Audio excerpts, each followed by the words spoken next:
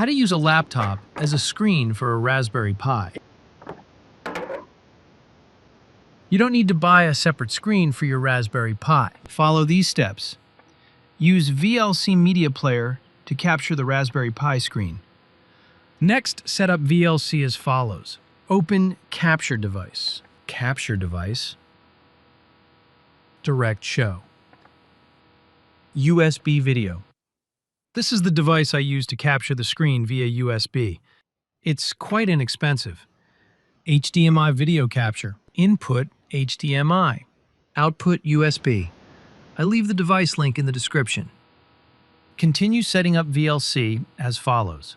Audio device name, USB audio. Video size. HD resolution, 1280/720.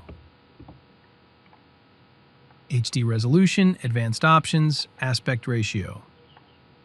Horizontal 16, vertical 9. Frame rate, 30. Show more options.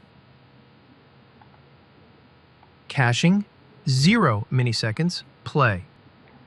Thank you for watching. Don't forget to like and subscribe. Good luck.